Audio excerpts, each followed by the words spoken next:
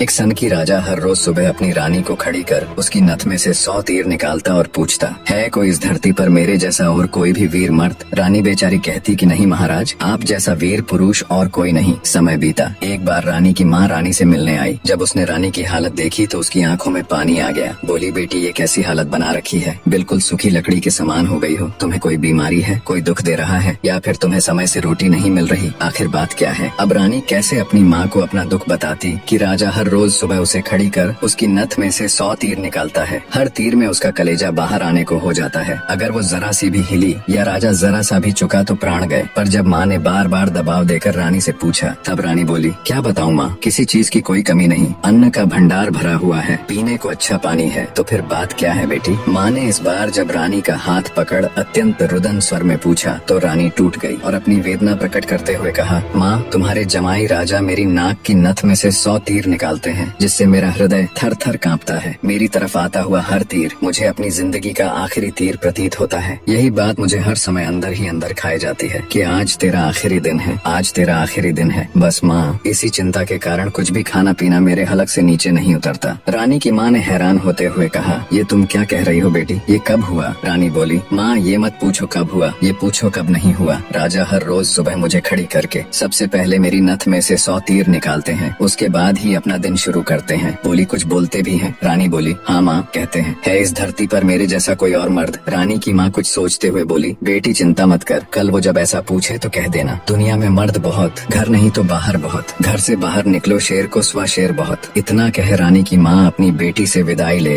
अपने घर चली गई। अब रानी को इंतजार था तो बस अगली सुबह का। राजा ने सोती हुई रानी को हाथ पकड़कर उठाया और कहा, रानी आ जाओ, समय हो गया। रानी ने सोचा, हे भगवान, बस आज और बच जाऊं, फिर तो जो माँ कहकर गई थी वो बोल दूंगी। और उठकर बाग में जाकर आंख बंद करके अपनी नथ पकड़कर खड़ी हो गई। राजा ने रोज की तरह एक के बाद एक 100 तीर रानी की नथ में से निकाले। तीर निकाल राजा बोला, बोल रानी, है दुनिया में मेरे जैसा कोई और शूरवीर मर्द? रानी हिम्मत जुटा बोली, महाराज दुनिया में शूरवीर मर्द बहुत, घर नहीं तो बाहर बहुत, आप बाहर निकल के देखो, शेर को सवा शेर बहुत। राजा हैरान होते हुए बोला, ठीक है रानी, अगर यही बात है तो कुछ खाने का सामान दो, मैं जा रहा हूँ बाहर शूरवीर मर्द देखने, मैं भी तो देखूं है कोई मुझसे ज्यादा शूरवीर मर्द इस दुनिया में। थोड़ा बहुत खाने पीने का सामान ले राजा निकल पड़ा। चलते चलते एक कच्चे रास्ते पर हो लिया। थोड़ी दूर ही चला तो आगे देखा, एक आदमी रास्ते के किनारे पर लेटा ऊपर की तरफ एकटक देख रहा है। राजा को बड़ा कौतूहल हुआ। ऊपर की तरफ देखा तो उसे सिवाय सूर्य की तेज किरणों के कुछ दिखाई नहीं दिया। गया जिज्ञासावश उसके पास और पूछा, क्यों भाई, ऊपर क्या देख रहे हो? काणे आदमी ने कहा, इंद्र के अखाड़े में परियों का नाच हो रहा है, वो देख रहा हूँ। राजा ने एक बार फिर से ऊपर देखा पर उसे कुछ दिखाई न दिया तो उसका आश्चर्य बढ़ गया। काणे आदमी ने ऊपर की तरफ ध्यान लगाए लगाए राजा से पूछा, तुम कौन हो भाई और कहाँ जा रहे हो? राजा बोला, मैं मालवा का राजा उत्पल राज हूँ, मैं दुनिया में शूरवीर मर्द देखने जा रहा हूँ। काणे को बड़ा कौतुक हुआ। बोला, तो थोड़ी देर मेरी प्रतीक्षा करो भाई। नाचते नाचते एक परी की पाजेब टूट गई है, वो नीचे गिरने वाली है, बस उसको लेकर मैं भी तुम्हारे साथ शूरवीर मर्द देखने चलूंगा। कुछ ही देर में आकाश से छम की आवाज से एक पाजेब नीचे आ गिरी। काणे ने उसे उठाया और जेब में रख लिया और बोला, अब चलो भाई मर्द देखने। मर्द कैसे होते हैं मैं भी तो देखूं। राजा के आश्चर्य की कोई सीमा नहीं थी। उसका अहंकार तो यही नष्ट हो चुका था, उसकी हवाइयाँ उड़ चुकी थीं। सोचा कि तू तो रानी की नथ से तीर निकाल अपने आप को सबसे बड़ा मर्द समझता था, तेरे से ज्यादा तो ये काणा है। एक आंख से अंधा होते हुए भी इंद्र के अखाड़े में क्या हो रहा है देख लेता है। अब राजा और काणा आदमी दोनों एक साथ चल पड़े मर्द देखने। राजा और काणा आदमी अभी कुछ दूर ही चले थे। आगे एक नौजवान व्यक्ति धनुष बाण लिए किसी की प्रतीक्षा में बैठा था। राजा ने उससे भी पूछ लिया, क्यों भाई कैसे बैठे हो? व्यक्ति बोला, अपने दोस्त का इंतजार कर रहा हूँ। राजा बोला, कहाँ है तुम्हारा दोस्त? व्यक्ति बोला, मैंने 100 कोस पर तीर मारा है, उसे लेने के लिए गया है। इतना सुनना था कि राजा के पैरों नीचे से जमीन खिसक गई। कहानी को बीच में रोक आपकी जानकारी के लिए बता दूं, पुराने समय में दूरी मापने के लिए किलोमीटर या मीटर नहीं बल्कि तब के लोग कोसों के द्वारा ही दूरी को मापते थे। उस समय के एक कोस का मतलब आज के लगभग 3 किलोमीटर है। तो नौजवान व्यक्ति ने राजा और काणे आदमी से पूछा, तुम लोग कहाँ जा रहे हो? काणे ने कहा, मर्द देखने। उत्सुकतावश नौजवान ने कहा, तो भाई हम भी चलेंगे तुम्हारे साथ मर्द देखने, बस थोड़ा इंतजार करो, मेरा दोस्त अभी मेरा तीर लेकर आता ही होगा। राजा बोला, 100 कोस से आज ही थोड़े न आ जाएगा, उसे तो कई दिन लगेंगे। नौजवान ने मुस्कुराते हुए कहा, नहीं मान्यवर, उसे 100 कोस से जाने और आने में सिर्फ 1 घंटा लगता है। थोड़ी ही देर में एक लंगड़ा व्यक्ति नौजवान के द्वारा छोड़ा हुआ तीर हाथ में लेकर आता है। अब राजा को काटो तो खून नहीं रानी की नथ में से तीर निकाल खुद को मर्द सूरमा समझने वाले राजा को अब एक से एक बड़े सूरमा टकरा रहे थे। वो जिस बिल में हाथ डाल रहा था वहीं से सांप फुफकारते हुए निकल रहे थे। एक काना आदमी जो एक आंख ना होते हुए भी इंद्र के अखाड़े में परियों का नाच देख रहा है। एक युवा पराक्रमी नौजवान 100 कोस तक तीर मार रहा है। एक अपाहिज लंगड़ा आदमी 100 कोस की दूरी सिर्फ 1 घंटे में नाप देता है। बोझिल कदमों के साथ राजा अब उन तीनों के साथ आगे चल पड़ता है। चलते चलते वे एक नगर में पहुँचे जहाँ एक राजा की लड़की का स्वयंवर चल रहा था। स्वयंवर की शर्त थी कि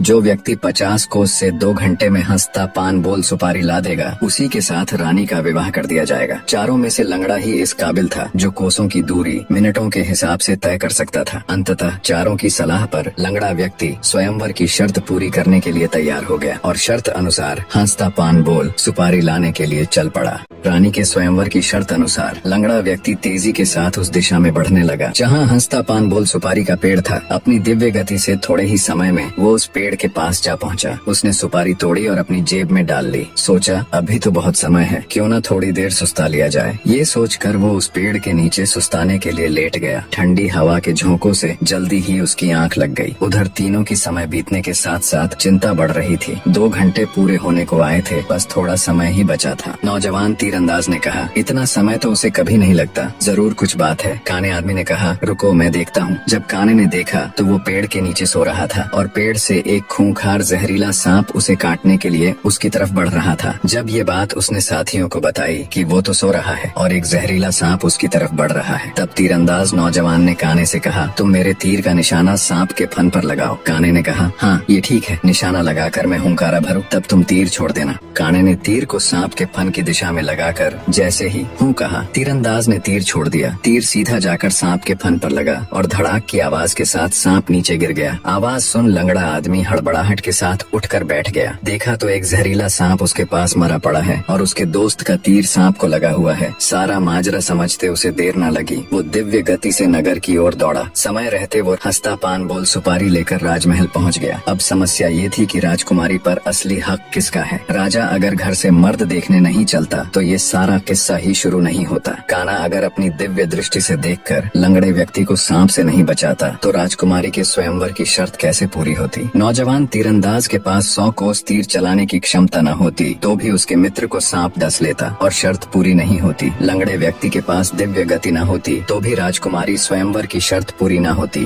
राजकुमारी का पति कौन होगा? जब इसके ऊपर उनमें आपस में सलाह मशवरा हुआ तो राजा को ही चुना गया, क्योंकि ये सारी कहानी ही उससे शुरू हुई थी। पर राजा ने अपनी सारी बीती बात बता कहा, मैं पहले से ही शादीशुदा हूँ, इसलिए मैं राजकुमारी से शादी करूँ इसका सवाल ही पैदा नहीं होता। मैं तो तुम सबका शुक्रगुजार हूँ मेरा खोखला वहम तोड़ने के लिए। काने ने कहा, मैं तो इंद्र के अखाड़े में अपनी परियों के साथ ही खुश हूँ और वैसे भी मेरे दिन अब उस ऊपर वाले को याद करने के हैं। बारी आई युवा तीरंदाज की। उसने अपने मित्र से कहा, मित्र राजकुमारी के साथ तुम्हारा विवाह होना चाहिए, क्योंकि तुमने ही स्वयंवर की शर्त का सीधा पालन किया और राजमहल में शर्त अनुसार हंसता पान बोल सुपारी लेकर आए। इसलिए शर्त के दृष्टिकोण से देखें तो राजकुमारी पर तुम्हारा ही हक बनता है। तीरंदाज की बात सबको सही लगी और सबने सहर्ष सहमति जताई। लंगड़े व्यक्ति के साथ राजकुमारी का विवाह हो जाता है। सभी बहुत खुश थे। राजा सभी को अपने राज्य आने का निमंत्रण दे खुशी खुशी उनसे विदा लेते हैं। अपने मन में वो अब कभी रानी के साथ दुर्व्यवहार न करने की शपथ लेते हैं।